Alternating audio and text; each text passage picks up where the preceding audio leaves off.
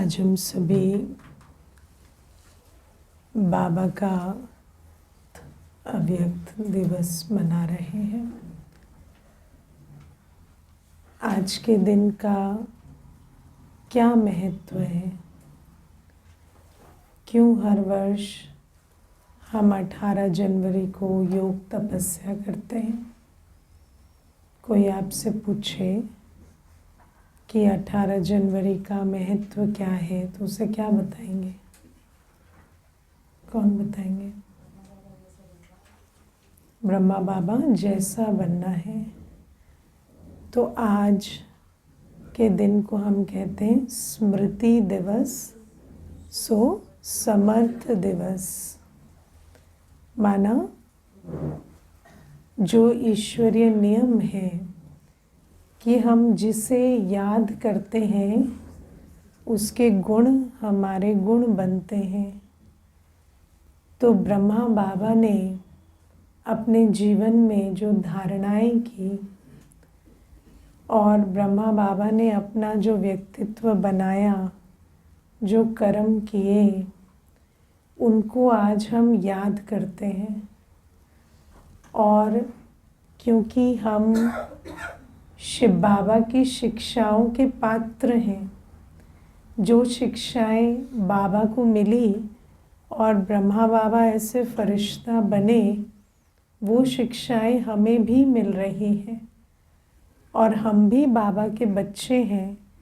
तो जब हम ब्रह्मा बाबा को याद करते हैं, उनकी धारणाओं को, गुणों को, शक्तियों को याद करते हैं, कर्मों को याद करते हैं, तो हमारे अंदर भी आता है कि हम बच्चे भी बाप समान बने। और आज हम विशेष 18 कदम, क्योंकि हमें बाबा हमेशा कहते हैं कि ब्रह्मा बाबा के कदम पर कदम रखो। तो कौन से कदम हैं? कर्मों के कदम। जो कर्म ब्रह्मा बाबा ने किए वो उनके कदम हैं और हमें श्रीमत मिली है कि हम उन कदमों पर कदम रखें। माना हम वो करें, फॉलोइंग द फुटस्टेप्स जो ब्रह्मा बाबा ने किया। तो आज हम 18 कदम ब्रह्मा बाबा के समझेंगे, 18 धारणाएं जो ब्रह्मा बाबा ने की, जिनको हमें फॉलो करना है। तो एक एक मैं पढ़ूंगी, फिर उस पर समझेंगे। तो बाबा का पहला कदम,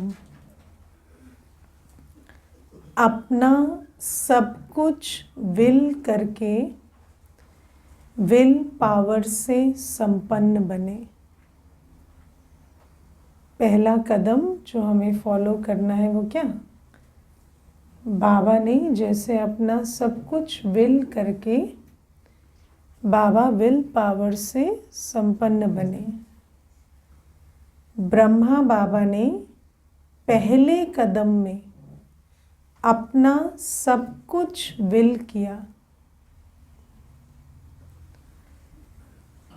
पहले अपनी कमी कमजोरियों को संपूर्ण विल किया। आप विचार करो, जब हमारे अंदर कोई कमी कमजोरी होती है तो वो कमी कमजोरी संकल्प के रूप में इमर्ज होती है। ब्रह्मा बाबा के तन में जब शिव बाबा की पधरामणी हुई तो ब्रह्मा बाबा की लौकिक आयु कितनी थी शरीर की? 60 वर्ष। 60 वर्ष में आत्मा को शारीरिक कमजोरी कितनी होती है ना? 60 वर्ष की आयु में शरीर के हिसाब से आत्मा को रोग, कष्ट, है ना, थकान, कितनी सारी चीज़ें होती है, बूढ़ी आयु। लेकिन जब शिव बाबा ने कहा कि आप ही विश्व के रचयिता बनने वाले हो, तो ब्रह्मा बाबा ने उन कमी कमजोरियों के संकल्पों को भी पूरा सरेंडर किया। जब हम किसी चीज़ को विल कर देते हैं उसका मतलब हम उसे अपने प्रति यूज़ नहीं करते। तो बाबा ने कभी ये नहीं कहा कि ये मेरी कमी है, ये मेरी कमज़ोरी है। हम तो अपनी कमी कमज़ोरियों को कितना मेरा मेरा कहकर उसे बल भरते हैं ना। तो बाबा ने सबसे पहले विल किसे किया? अपनी कमी कमज़ोरियों को। हाँ, तो आपको इस बात को आज बहुत विचार करना। हमारा अपनी कमी कमज़ोरियों में मैंपन कितना होता है। मैं ऐसा हूँ, मेरे अंदर ये है, मेरी नेचर ऐसी है, मैं ये नहीं कर सकता, मैं कर सकता हूँ। अब आप देखो, कोई चीज़ है ना, आप 60 वर्ष की आयु है तो है ना, है, कमी भी है, कमज़ोरी भी है, लेकिन विल करना माना उसको सरेंडर कर देना, उसके बारे में संकल्प ना चलाना। और जब हम बाबा को कुछ देते हैं तो बाबा हमें क्या देते हैं? अपना खजाना। तो जब हम अपनी कमी कमज़ोरी बाबा को दे देते हैं कि बाबा जो भी है अब वो आपकी है ना, वो मेरी नहीं है। तो और बाबा से जब हम शक्ति ले लेते, स्वमान ले लेते कि जब बाबा कहता है तो मैं क्या नहीं कर सकता, तो फिर हम आत्मा इंस्ट्रूमेंट बन जाते हैं।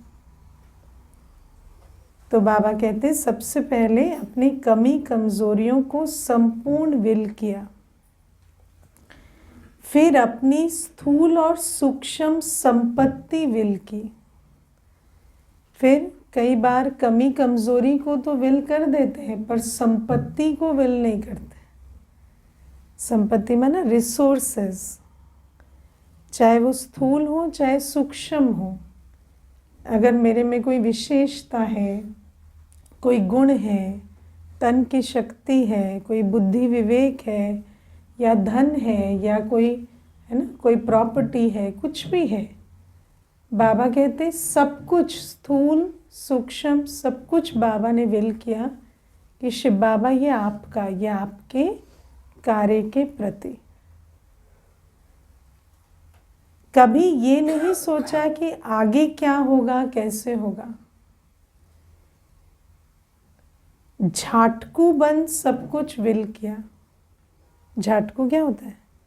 एक झटके में। तो विल पावर आ गई। विल पावर क्यों चाहिए?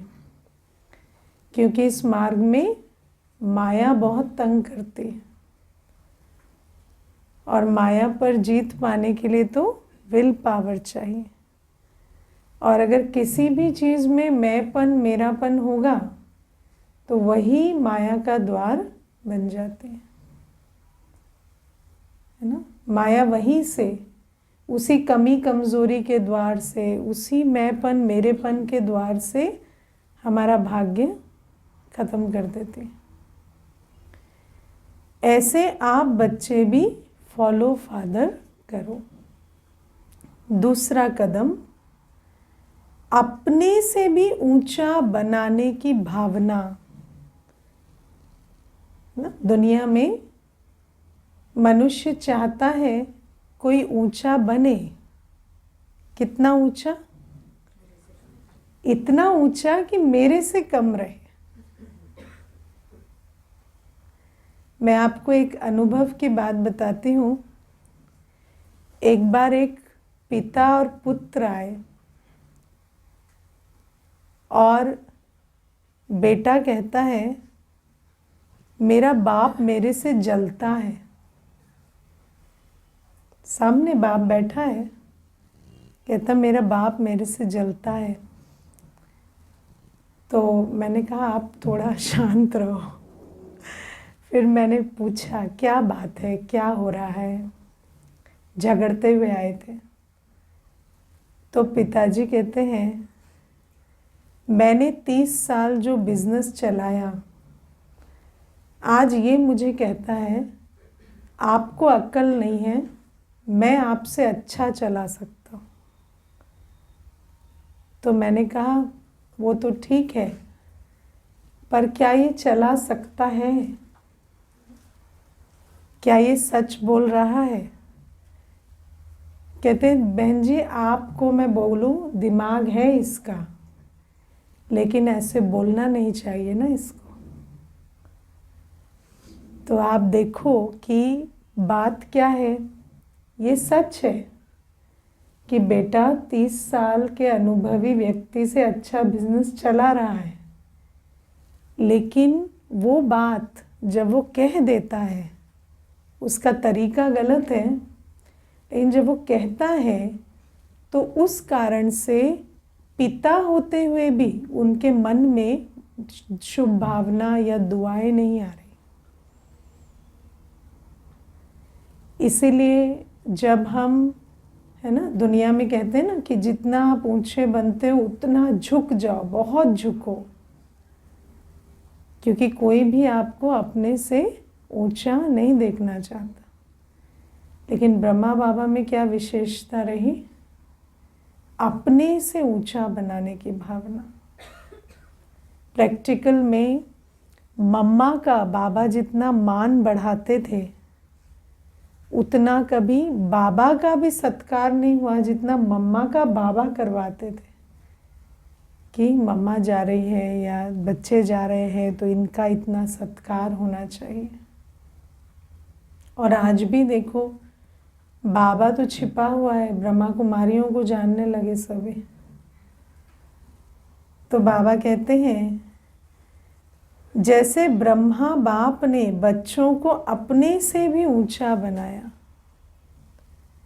हर बच्चे को हर बात में पहले आप कहकर रिगार्ड दिया,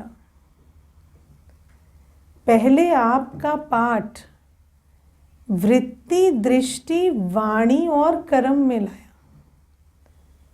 सिर्फ ऐसा नहीं कि वाणी में कह रहे हैं पहले आप, वृत्ति में भी था मेरा बच्चा मेरे से भी ऊंच बने, दृष्टि में भी, वाणी में भी, कर्मों में भी, है ना। कई बार कह तो देते पहले आप, लेकिन जब कर्म में आगे बढ़ाने की बात आती है तो नहीं आते। माताओं बहनों को सदा आगे रखा, ऐसे फॉलो फादर करो तब बाप समान बनेंगे। दुनिया में आज क्या हो रहा है? हर कोई दूसरे को पीछे खींच रहा है, इसीलिए कलेक्टिवली हम पीछे जा रहे हैं। तो ये विशेषता हमें बाबा की धारण करनी है। तीसरी पॉइंट, लौकिकता में अलौकिकता का अनुभव। जैसे ब्रह्मा बाप कोई भी कर्म करते सदा अपनी फरिश्ता स्थिति में रहे, लौकिक को अलौकिक में परिवर्तन किया ना। लौकिक में जो भी मित्र संबंधी थे, वो मित्र संबंधी को यज्ञ निवासी शिव बाबा के बच्चे, इंस्ट्रूमेंट, राइट हैंड बनाया। कर्म व संस्कारों में कोई भी लौकिकता नहीं दिखाई दी ना। लौकिक जीवन तो जिया ना बाबा ने भी, लेकिन उन सारे लौकिक संस्कारों को, कर्मों को बदला, है ना। लौकिक में जब ब्रह्मा बाबा निकलते थे, है ना, घर से काम पर जाते, तो यशोदा माँ तिलक करती थी उनका रोज़। लेकिन जब बाबा की प्रवेशता हुई तो सिस्टम बंद कर दिया।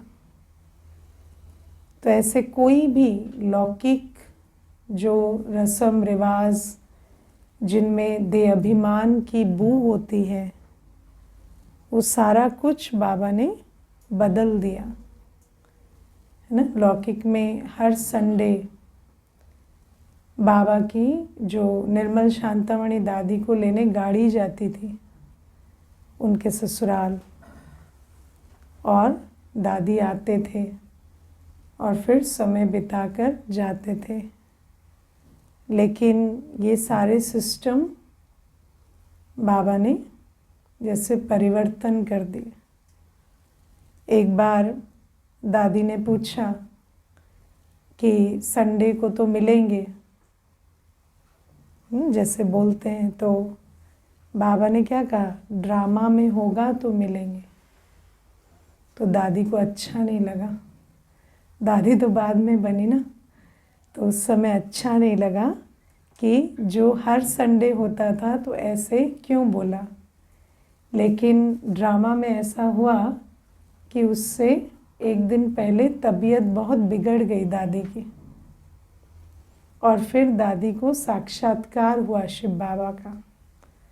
तब उनको समझ में आया कि मेरा बाबा, मेरा लौकिक पिता बेहद में देख रहा है। मैं तो देख नहीं पा रही ना, लेकिन वो बेहद में देख रहा है कि ये इस संडे नहीं होने वाला है। तो बाबा कहते हैं हर संस्कार को, हर बात की लौकिकता को बाबा ने बदल दिया। सोचना, बोलना और करना तीनों को समान बनाया। ऐसे फॉलो फादर करो। सोचना, बोलना, करना समान बना है। मुझे एक कन्या है, बहुत अच्छी बात कहती, यहाँ मैं पूरी बीके हूँ, उसके नीचे नहीं हो पाता है। कहते यहाँ तक तो मैं इतनी अच्छी बीके हूँ कि मैं आपको बताऊँ क्या। मैं बैठती हूँ ना तो मुझे ऐसा लगता है अमृत वेला तो मेरे जैसा किसी का हो ही नहीं रहा, मुरली तो मेरे जैसी कोई समझ ही नहीं रहा, सेवाएं तो मेरी जैसी कोई कर ही नहीं रहा। फिर मैं जब उठती हूँ तो 6 बज गए होते हैं, और फिर मैं सारे दिन ऐसे सोते गिरते पड़ते मेरा बीत जाता है। कहती मैं कोई वैसे विकार का काम नहीं करती दीदी, लेकिन मेरा कर्मणा में कुछ नहीं आता। तो ये जो सोच, बोल और कर्म का गैप है, इसके लिए बहुत अभ्यास चाहिए, है ना। हमें पता चल रहा है कि हम सोचते तो हैं कि मुझे अमृत वेला बहुत अच्छा करना है, लेकिन उसके लिए जो करना है, जल्दी सोना, उससे पहले वाले दिन सारे दिन शांत अवस्था में रहना, क्योंकि संकल्प को कर्म में लाने के लिए डिसिप्लिन चाहिए। उस डिसिप्लिन को अगर हम प्रैक्टिस नहीं करेंगे तो ये लौकिक अलौकिक नहीं बनेगा। हमारी जो छवि है, जो सीरत है, वो ऐसे साधारण लौकिक वाली हो जाएगी, है ना। तो मैंने उसको कहा कि देखो दुनिया में ना कर्मों में कैसे लाएं उसका बहुत ज्ञान है। आलस है तो आपको एक्सरसाइज चाहिए, नींद आती है तो आपको अपना टाइम टेबल सेट करना पड़ेगा। इन चीज़ों को आपको दुनिया से भी सीखना पड़ेगा। भोजन का क्या प्रभाव होता है, नींद का क्या प्रभाव होता है, ये सब ज्ञान है दुनिया में। तो अगर आपका इंटेंशन क्लियर है तो आधी बैटल तो जीत लिए हो, लेकिन उसको कर्मों में भी लाना पड़ेगा। वरना ये गैप जितना बड़ा होगा ना, उतना अंत में गिल्ट होगा। जिसका ये गैप जितना बड़ा होगा, उतना अंत में गिल्ट होगा। तो बाबा हमें कहते हैं हर बात को, हर लौकिक बात को देखने, सुनने, बोलने को अलौकिकता में परिवर्तन कर समान बनो। देखना, सुनना, बोलना सब हमारा अलौकिक हो। देखना अलौकिक कैसे बनता है?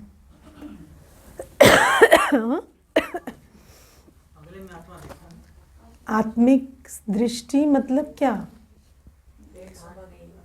वो जैसा है वैसा नहीं देखना, उसके ओरिजिनल स्वरूप को देखना।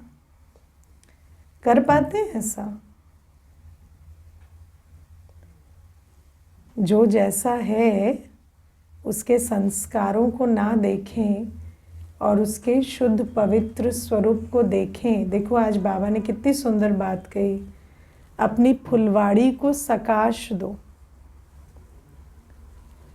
है ना। आपके पास आपके जीवन में 5, 6, 10, 15 जो भी आत्माएं हैं, उन आत्माओं की कमी कमजोरी अगर देखते रहेंगे तो कल उतना आपके पास लाइबिलिटी होगी, वही आत्माएं आपका बोझ बन जाएंगी। लेकिन उन्हीं आत्माओं को अगर आप रोज सकाश देंगे कि यही श्रेष्ठ है, यही दिव्य है, यही बाबा का राइट हैंड है, तो वो आत्मा में जो भी इम्प्रूवमेंट ड्रामा अनुसार आना होगा वो आता जाएगा। तो बाबा ने कोई ऐसी चीज़ नहीं की जो गुप्त शिव बाबा ने ब्रह्मा बाबा को बता दी और हमें नहीं बताई, लेकिन ब्रह्मा बाबा ने वो बातें प्रैक्टिकल में करके दिखाई। तो बाबा कहते हैं परिवर्तन करके समान बनो। चौथी पॉइंट, सबके स्नेही और सबके सहयोगी, है ना। आपको पता है कि आबू में एक स्कूल होता था, आबू में कई स्कूल्स होते थे, रेजिडेंशियल स्कूल्स। तो एक स्कूल होता था क्रिश्चियन मिशनरीज़ का, तो उनके वहाँ पर वो उस समय पर कोयले पर राशनिंग होती थी ना, कोयला सबको बहुत नहीं मिलता था। तो वहाँ पर एक बच्ची पढ़ती थी जिसके माता पिता ज्ञान में चलते थे। तो उसके द्वारा बाबा को पता चला कि स्कूल में बच्चे ठंडे पानी से नहा रहे हैं क्योंकि गर्म पानी करने के लिए कोयला नहीं है। तो बाबा ने उनको उस कोयले का सहयोग भी दिया, स्कूल वालों को। तो ऐसा नहीं कि सिर्फ, है ना, कोई, क्योंकि आज नहीं तो कल वो भी बाबा के बच्चे बाबा को पहचान कर बाबा के बनेंगे। तो बाबा सबके साथ ऐसे स्नेही सहयोगी रहते, बहुत बड़ी दिल बाबा की है। बाबा कहते हैं ब्रह्मा बाप सभी रूपों से, सभी रीति से स्नेही और सहयोगी बने, सदा एक बाप के स्नेह में समाये रहे। सबसे पहले स्नेह किससे? शिव बाबा से, क्योंकि बाप के स्नेह में ही हम स्नेही बनते हैं। एक सेकंड, एक संकल्प भी सहयोग के बिना नहीं गया। ऐसे आप बच्चे भी सबके स्नेही बन सच्चे स्नेह और सहयोग का प्रत्यक्ष प्रमाण दो। सहयोग देते हैं? कोई लो कॉन्फिडेंट फील कर रहा हो तो उसको कॉन्फिडेंस देते हैं और ही उसकी कमी कमजोरी निकाल देते हैं।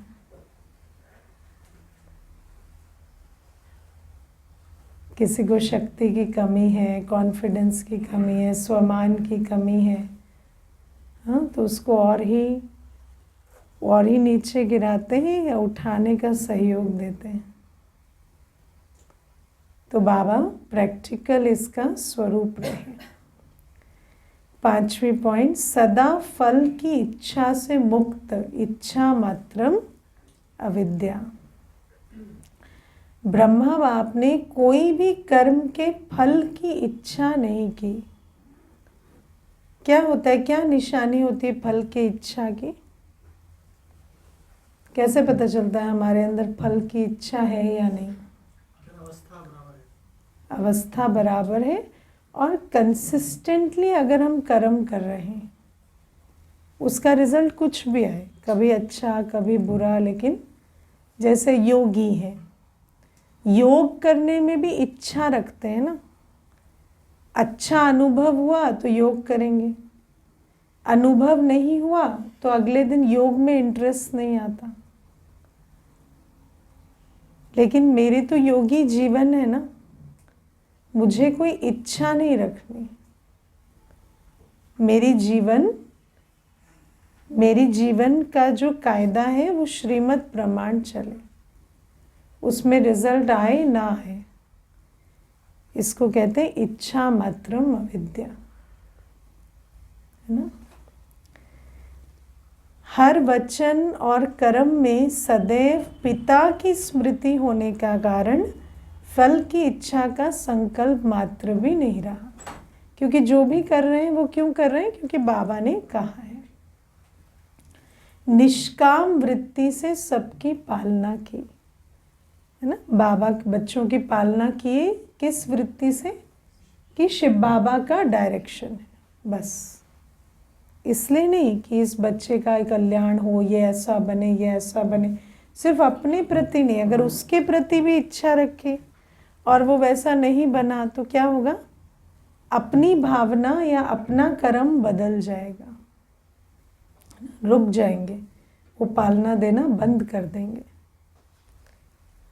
पुरुषार्थ के प्रारब्ध की नॉलेज होते हुए भी उसमें अटैचमेंट नहीं रही। अब ब्रह्मा बाबा को ये मालूम है कि पुरुषार्थ करेंगे तो भाग्य तो बनेगा, कर्म का फल ज़रूर मिलेगा, लेकिन ये नियम को जानते हुए भी ऐसा नहीं कि कोई अटैचमेंट थी कि ये मिला तो ये मेरा कर्म का फल है ना। कई बार क्या होता है, कहते हैं हमें जो मिला है अपने कर्मों से मिला है, तो उसमें भी ओनरशिप रखते हैं। तो मालूम है कि ये कर्मों से मिला है, लेकिन वो सेंस ऑफ ओनरशिप नहीं था। ऐसे आप बच्चे भी नाम मान शान की इच्छा से परे इच्छा मात्रम अविद्या की स्थिति में रहकर सेवा करो, है ना। ऐसा नहीं है कि नाम मान शान नहीं मिलता, मिलता है, लेकिन बाबा कहते हैं उससे अटैचमेंट नहीं रखो, क्योंकि वो मिलता भी है और कभी, है ना, परिवर्तन भी हो जाता है। तो बाहर कुछ मिले ना मिले, मेरी स्थिति परिवर्तन नहीं होनी चाहिए। लेकिन प्रॉब्लम कहाँ है पता है, सब समझते हैं कि जब नहीं मिलता तो स्थिति ऊपर नीचे होती है, लेकिन वो जो नहीं मिलता तो स्थिति ऊपर नीचे होती है, उसका कारण क्या है कि जब मिलता है तो उसमें अटैचमेंट रखते हैं। जो मिला अगर उसमें अटैचमेंट हो गया ना, तो जब नहीं मिलेगा तो उसमें स्थिति ऊपर नीचे होगी। और अगर मिला तब अटैचमेंट नहीं, तो नहीं मिला तो भी कोई फर्क नहीं।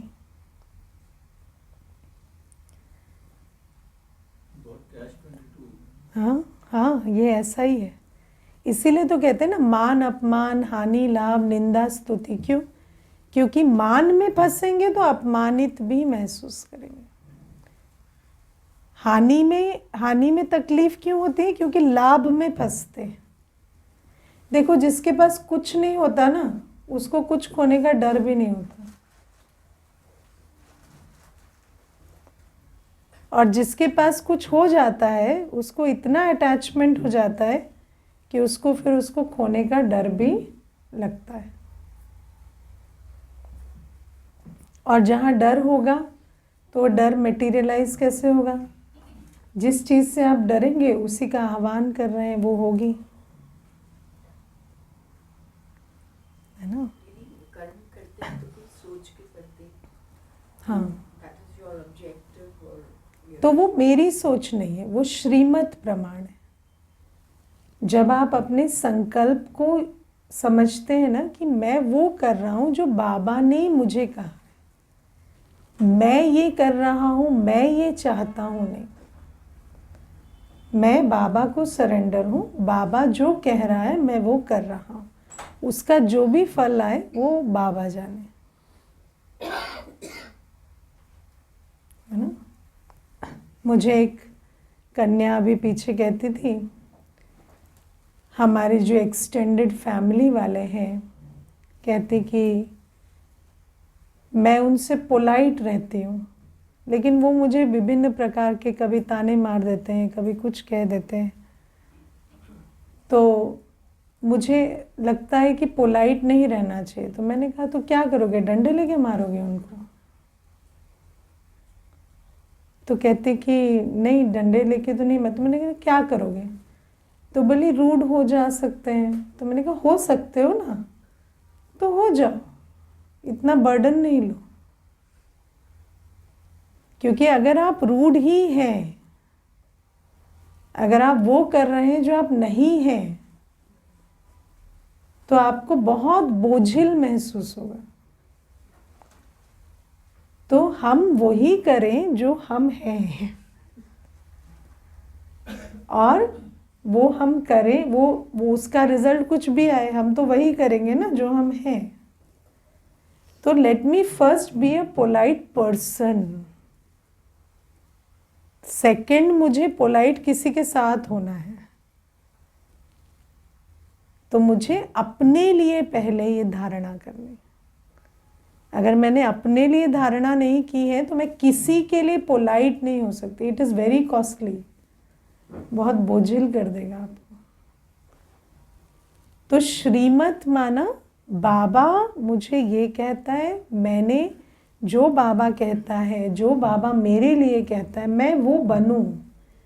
जब मैं वो बन गया तो फिर मैं तो वही कर रहा हूँ ना जो मैं कर सकता हूँ, जो मुझे आता है, जो नेचुरल है। तो फिर उसमें इच्छा या वो बातें नहीं रहती। तो बाबा कहते हैं ऐसे आप बच्चे भी नाम मान शान की इच्छा से परे इच्छा मात्रम अविद्या की स्थिति में रहकर सेवा करो, है ना। सेवा नेचुरल हो। आपको पता है जब हम छोटे होते हैं ना, गिविंग हमारा नेचुरल संस्कार होता है ना। धीरे धीरे हम कैलकुलेशन सीखते हैं। मुझे याद है मैंने एक बार एक पिक्चर देखा था, उसमें एक जानवर है, उसका बच्चा नीचे है। तो एक ऐसे मॉन्यूमेंट बना हुआ है, तो जानवर खड़ा है, बच्चा नीचे है। तो एक छोटा बच्चा रास्ते से जा रहा है, तो वो उस छोटे बच्चे को लिफ्ट करके वो जानवर के पास पहुंचाने की कोशिश कर रहा है, क्योंकि उसको लग रहा है इसकी माँ है और ये पहुंच नहीं पा रही। तो उसको नहीं समझ आ रहा ये एक मूर्ति है या ऐसे बना हुआ है या नकली है। तो आप सोचो कि हर मनुष्य का जो नेचुरल इंस्टिंक्ट है वो सेवा है, लेकिन ये जो सारा हमारा देह अभिमान और इतने संस्कारों की परत के कारण हम सेवा नहीं करते ना। तो बाबा हमें ये बात समझाते हैं कि जब हम श्रीमत प्रमाण चलते हैं, जब हम अपने नेचुरल संस्कारों से कनेक्ट करते हैं, तो हम नेचुरली सेवा करते हैं। फिर हमें उसमें कोई रिटर्न मिले, ऐसा मिले, कैलकुलेशन करें, वो नहीं रहता। तो बाबा कहते इसी विधि से सबकी पालना करो, तब क्षमा के ऊपर परवाने फिदा होंगे। फिर बाबा हमें ले आते हैं नियम पर कि जो करेगा उसको मिलना तो है ही, ऐसा नहीं है कि नहीं मिलेगा, लेकिन ज़्यादा इच्छा रखने से ज़्यादा नहीं मिल जाएगा। छठी पॉइंट, निरंतर योगीपन के लक्षण, है ना। निरंतर योगी वो नहीं होता जो बैठा रहे हमेशा योग में, है ना। एक बार मधुबन में गीता दीदी सुना रहे थे कि कोई साधु आए थे, तो उन्होंने उनको पूछा कि आप लोग कितनी देर योग कर लेते हैं। तो उन्होंने कहा हम तो सारे दिन ही योग करते हैं। तो बोले नहीं, ऐसे बैठ के योग कितनी देर करते हैं। तो फिर दीदी ने उनको कहा कि हम बैठ के कितना योग करते हैं वो हमारे योगी जीवन का इंडिकेटर है ही नहीं। हमारे योगी जीवन का इंडिकेटर है कि हमारे अंदर योगीपन के लक्षण कितने। कोई सारे दिन बैठ के योग कर रहा है तो योगी थोड़ी है। योगीपन के लक्षण जीवन में दिखाई दे तब योगी है। तो क्या है वो लक्षण, देखते हैं। जैसे ब्रह्मा बाप का हर संकल्प विश्व कल्याण की सेवार्थ रहा, योगी का नेचुरल इंस्टिंक्ट क्या होगा कि वो हर संकल्प भी विश्व कल्याण के प्रति लेगा। हर बोल में नम्रता, निर्माणता और महानता अनुभव कराई। स्मृति स्वरूप में एक तरफ बेहद का मालिकपन, एक तरफ तो मैं मालिक ही मालिक हूँ, मालिक का बच्चा मालिक हूँ, और दूसरी तरफ विश्व के सेवाधारी, दूसरी तरफ सर्वेंट हूँ। एक तरफ अधिकारीपन का नशा और दूसरी तरफ सर्व के प्रति सत्कारी, सर्व आत्माओं के प्रति दाता व वरदाता बनकर रहे। ठुकराने वाले, ग्लानि करने वाली आत्मा को भी कल्याणकारी आत्मा का अनुभव कराया। ऐसे फॉलो फादर करो। यह है योगीपन के लक्षण।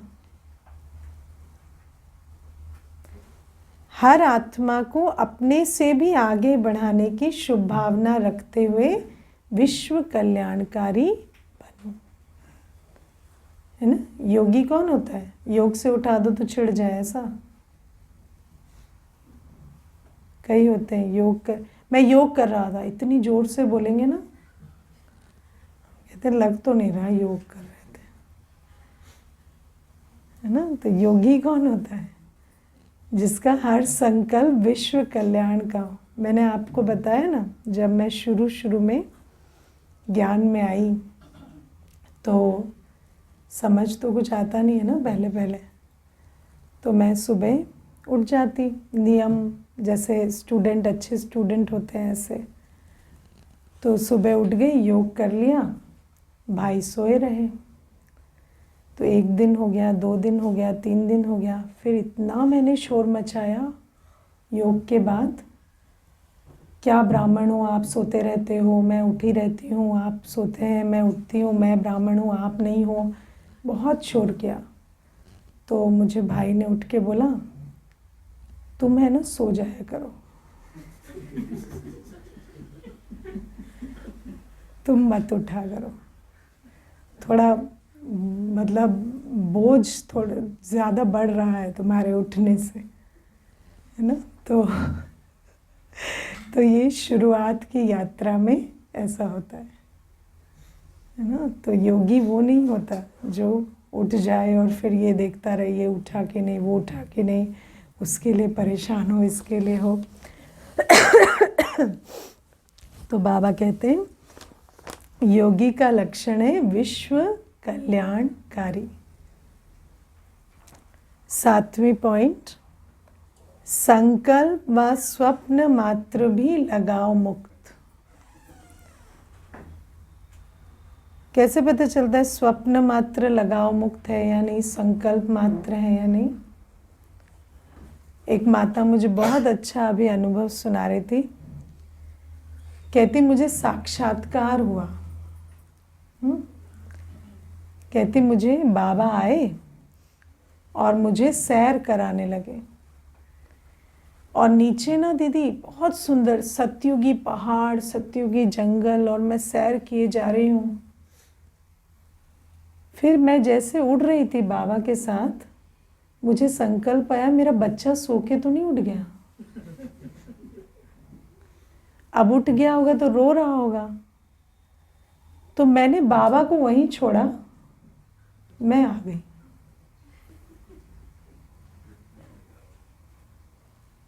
तो आप सोचो लगाव कैसा होता है। कहती जब मैं आई ना तो बच्चा सो रहा था, तो मुझे आया टाइमिंग खराब हो गई, थोड़ा और उड़ लेते, थोड़ा और देख लेते। हाँ, सब लगाओ। तो बाबा कहते हैं सब लगाव से संकल्प स्वप्न में भी मुझे मुक्त होना है। तो लगाव का उपाय सिस्टर वही है ना, अभ्यास ही है और कुछ नहीं है। लगाव का उपाय है सरेंडर। जिस चीज को आप बाबा का नहीं बनाएंगे उसमें लगाव जरूर रहेगा, है ना?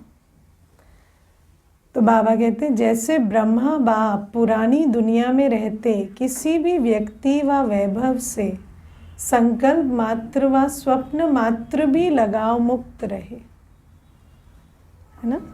देखो स्वप्न में बिछड़ जाते हैं, संकल्प में बिछड़ जाते हैं तो भी पेन फील होता है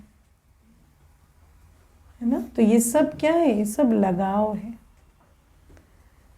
सदा त्रिमूर्ति तख्त नशीन त्रिकालदर्शी पने के स्मृति स्वरूप, हर कर्म में तीनों कालों को जानने वाले, है ना। क्योंकि लगाव माना एक काल को जानने वाले को लगाव होता है, जो तीनों कालों को जानता है उसको लगाव नहीं होता।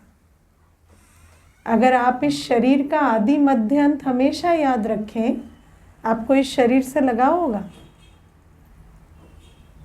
ये शरीर 100 वर्ष की आयु में कैसा दिखेगा और जब आत्मा निकल जाएगी तब कैसा ये शव बनेगा, अगर बुद्धि में रहे तो लगाव होगा कभी?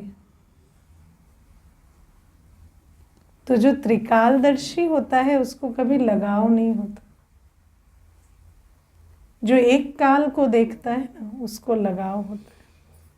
वो सिंक नहीं होता ना, सिंक नहीं होता कि ऐसा मतलब सिंक होगा if you think about it. If you think about it, it will sink into you. हम इस समय ये जो शरीर है इसके बारे में इतना सोचते हैं, इसको आईने में देखते हैं, इसको मेकअप करते हैं, इसको सजाते धजाते, तो आपका कितना थॉट इस वर्तमान पे जा रहा है ना। ऐसे ही अगर आप बार बार सोचेंगे इसका आदि मध्य अंत, तो आपकी बुद्धि में आएगा हाँ ये वही शरीर है। तो जो चीज आप जिस पर आप चिंतन करेंगे वो आपकी बुद्धि में बैठती जाएगी।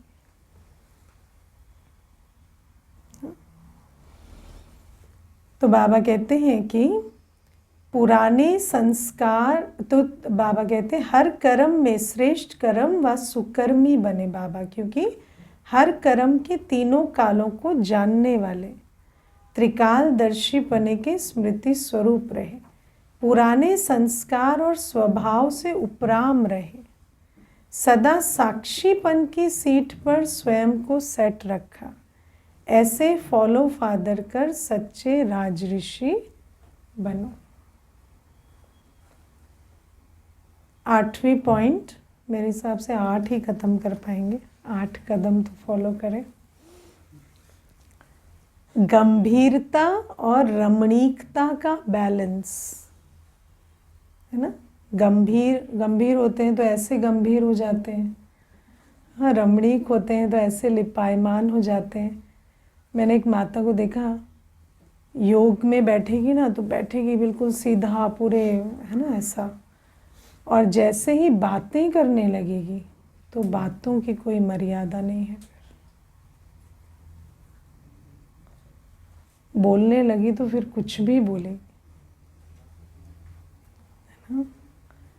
तो बाबा कहते हैं बैलेंस रहना चाहिए, रमणीकता में मर्यादा होनी चाहिए, है ना। और गंभीरता के समय भी अपना जो है ना, ऐसा नहीं कि कोई डर जाए, ऐसा गंभीर बने। जैसे ब्रह्मा बाप की सूरत में सदा गंभीरता के चिन्ह और मुस्कुराहट देखी।